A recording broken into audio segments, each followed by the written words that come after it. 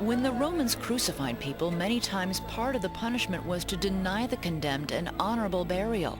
Most people who were crucified were probably put into large burial pits. This has led a number of scholars to question the whole account of the burial of Jesus as perhaps made up by gospel writers decades later. I think that his women followers would have looked for his body. I think they were unsuccessful in finding the location of his body, because I think Jesus was probably buried in a criminal's grave that would have been a large pit for a large number of people. We spoke with Jewish scholars familiar with the history of Jerusalem in the first century. Some people argue that Jesus died and was thrown into a common grave with criminals. I'm not sure that we can settle any of these questions with the sort of certainty we would like. I don't see any reason to doubt the gospel tradition. Bodies were normally released for burial. So does it ring true to you then, the part of the story that Jesus was buried in a tomb? Yes, I think that there's plenty of evidence for people who were crucified and buried. It would be easy enough to prove Jesus had a tomb if anyone could say for sure where it was. But it turns out that the very first Christians didn't seem to have marked the spot. There are two different places where people believe Jesus' tomb might be: the large Church of the Holy Sepulchre and a smaller site called the Garden Tomb just down the road. Jesus died around about 3 o'clock in the afternoon. The site was only discovered in the 1850s. It is now owned by Protestants from England. They bought it because they believed that it was the garden that was owned by Joseph, who came from the village of Arimathea. They believed that this was once Joseph of Arimathea's garden. Yes. In the garden, a large man-made cave, airy as tombs go. And the New Testament says Joseph gave to Jesus a new tomb. The guides here say it looks like the kind of tomb a rich man, like Joseph of Arimathea, might own. And where would the body be laid? Well, the body would be laid over here. After Jesus was washed, his body was washed, the stone was rolled in front of the tomb. Why do they think the tomb is here? Because it's right beside the place where they think Jesus was crucified, a place the Bible calls Golgotha. Now, Golgotha means place of a skull. Ken showed us a rocky cliff that he claims looks something like a skull. Here we've got eyes, nose, and mouth. Ken later admitted it didn't look much like a skull anymore. He said 100 years ago it did, but that the rock had eroded.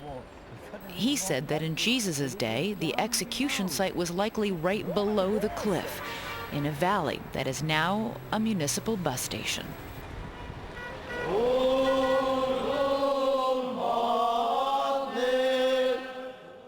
But the majority of Christians believe the site of the crucifixion and the tomb is here, in the Church of the Holy Sepulchre. It was built 300 years after Jesus lived by the first Christian ruler of the Roman Empire, Constantine, thanks to his mother, Helena. There was no sign of a tomb when Helena came to Jerusalem looking for it. The locals told her where to dig, and she found a tomb buried underneath a Roman pagan temple.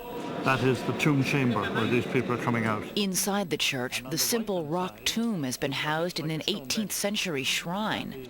But now the proof that we have a tomb is in here. But a few yards away, there are some other tombs from that same period. Now, if you look here, this is part of a first century burial chamber. O'Connor thinks Jesus was laid somewhere along an eerie tunnel much like this one, lined with narrow shafts for the dead. So this is where the bodies would be laid, basically feet first into... Yeah, and then once the body was inside, it would have been sort of sealed up. Sealed up like this one is. Exactly. Is there a body in there? I have no idea. Hope not. Yeah, me too. Here you get a sense of how final the death of Jesus must have felt to the small group of distraught followers who buried him. And how strange and scary it might have seemed at first to find the tomb empty that first Easter Sunday. Which brings us back to the big question. Was the tomb empty?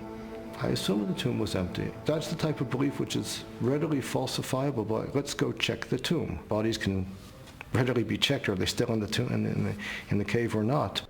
So even historians who are not Christian and don't believe there was a resurrection do find at least the empty tomb story credible. For one thing, nobody questioned it back in the first century. Now, the people who doubted the tradition in antiquity never doubted the fact that the tomb was empty.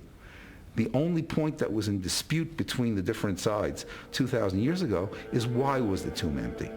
Nobody was saying, oh yes, the body's right there. Everybody agreed the body was gone. Everybody agreed the body was gone.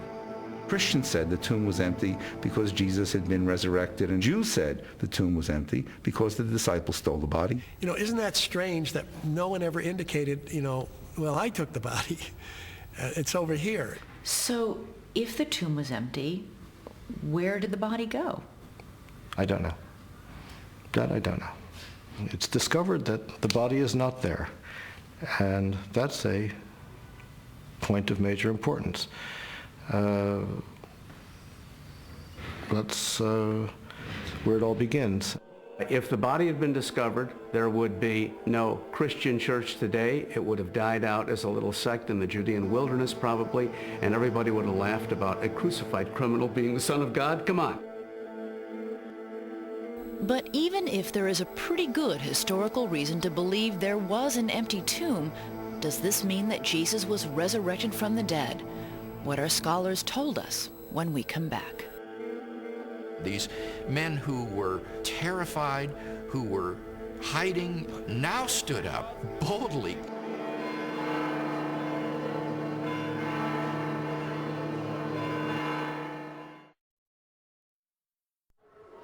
The Bible says that starting on Easter Sunday and for a brief period after his death, Jesus of Nazareth actually appeared to his followers, resurrected. In one story, he appears to Mary Magdalene in the garden right beside his tomb, just after she discovered his grave is empty. Mary doesn't expect anything to happen. She's weeping, looking into the tomb. Distraught, her beloved master's body is gone, and she then sees him and thinks it's the gardener.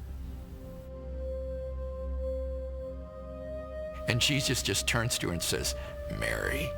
And she recognizes his voice, it says, "Rabboni," teacher, and falls at his feet in worship. I think this is one of the tenderest moments in the resurrection appearance stories. And there are stories about Jesus appearing to his original followers in various places over the next 40 days. In one, he appears to 2 other followers as they're walking home from Jerusalem to a place called Emmaus. Today, it's a Palestinian village about 20 miles from Jerusalem called Kubaybi. The 2 of them are walking along the road, and a stranger just appears beside them? Yeah. And says, "Why are you so depressed?" And then they tell him all their hopes have been dashed. Their friend and mentor, Jesus of Nazareth, was crucified. They didn't recognize him.